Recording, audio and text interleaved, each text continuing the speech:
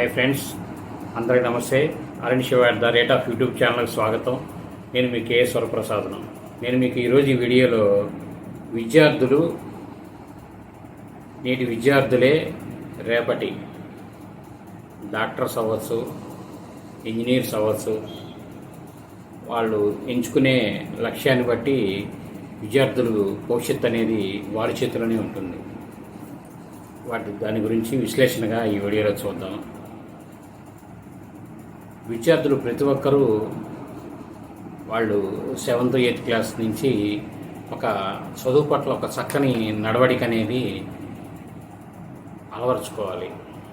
చదువుకునే సమయాన్ని కానీ, ఆడుకునే సమయాన్ని కానీ, హోంవర్క్ సమయాన్ని కానీ ఒక నిర్దిష్టమైన టైంలో ఇలా నేను ఇంటికి వచ్చిన తర్వాత ½ అన్ అవర్ రెస్ట్ తీసుకోవాలి. తర్వాత హోంవర్క్ కంప్లీట్ చేసేయాలి. తర్వాత 10 నిమిషాలు రిలాక్స్ అయ్యి భోజనం చేసి రెస్ట్ తీసుకుని పడుకోవాలి.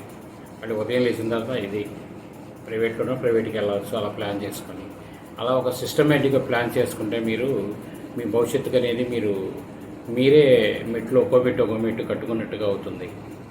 అది నేను నా పిల్లలిద్దరిని, మా అమ్మాయి మా అబ్బాయిని, నేను వాళ్ళని చిన్న స్థాయి నుంచి తక్కువ నుంచి అలా చదివించి వాళ్ళు ఉద్యోగాలు స్థిరపడేదాకా వాళ్ళ వెనక నుండి నేను చదివించాను.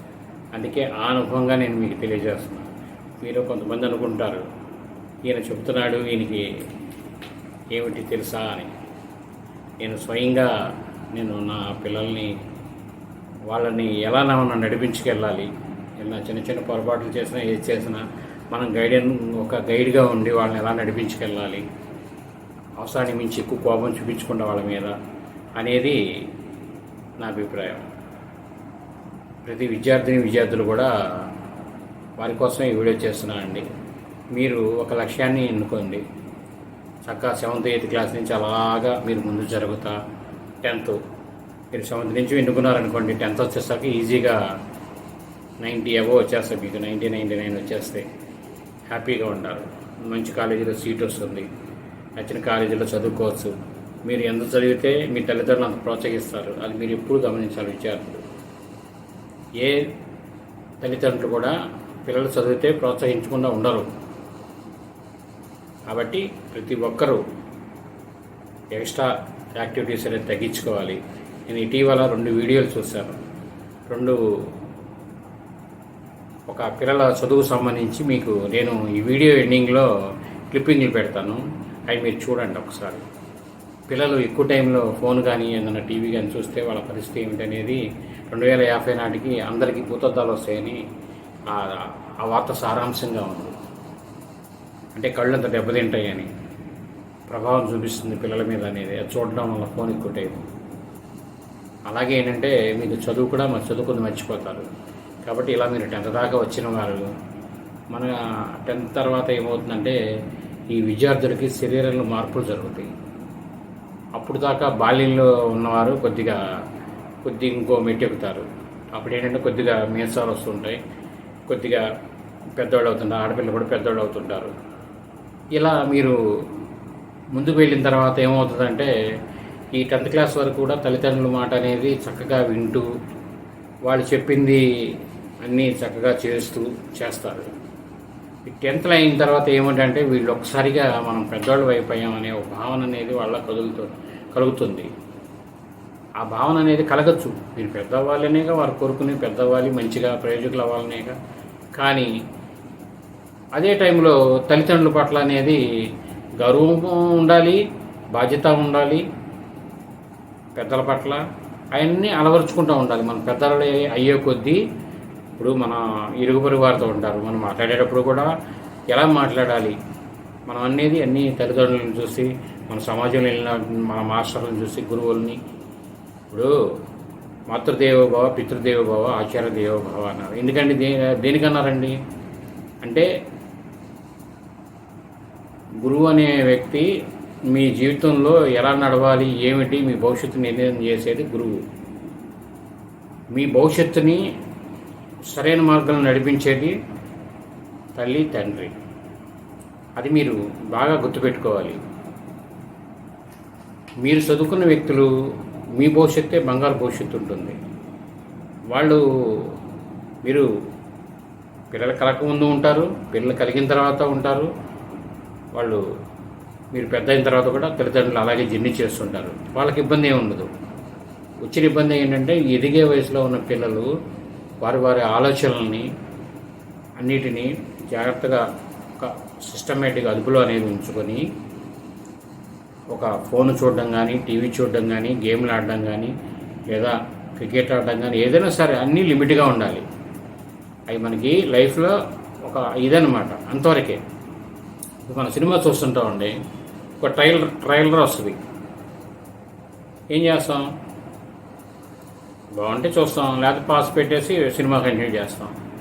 మళ్ళీ ఇంకోటి వస్తుంది, బాగా ఇంట్రెస్ట్ చూస్తాం. అలాగే ఏంటంటే మన లైఫ్లో ఇవన్నీ ఒక చిన్న చిన్న క్లిప్పింగ్ల కింద తీసుకోవాలి. వాటినే మనం నిమగ్నం అయిపోయాం అనుకోండి, అసలు విషయాన్ని మర్చిపోతాం. అలాగే మీరు పిల్లలు ప్రతి ఒక్కరూ చక్కగా అలా ఒక మెట్టుగా 10th అయిన తర్వాత ఇంటర్ అయిన తర్వాత ఇంజనీరింగ్ లేదా డిగ్రీ ఇలా కోర్సులు పూర్తి చేసుకుంటా మీరు ఆ స్థాయికి వెళ్ళేసరికి మిమ్మల్ని పిలిచి ఉద్యోగం ఇచ్చే స్థాయి మీకు వస్తుంది. ఉద్యోగం అయితే ఉద్యోగం, లేదా డాక్టర్ చదివేవాళ్ళు డాక్టర్స్, లాయర్ చదివేవాళ్ళు లాయర్స్, ఇలా మీరు ఏదైనా ఒక 10th క్లాస్ తర్వాత అనేది మీరు ఒక మనసులో ఒక ఆలోచన అనేది గట్టిగా చేసుకోండి. అది మీ చదువుకు సంబంధించిన బలాన్ని బట్టే నిర్ణయించుకోవాలి. అది ఖచ్చితంగా చేయాలండి ఎవరైనా సరే.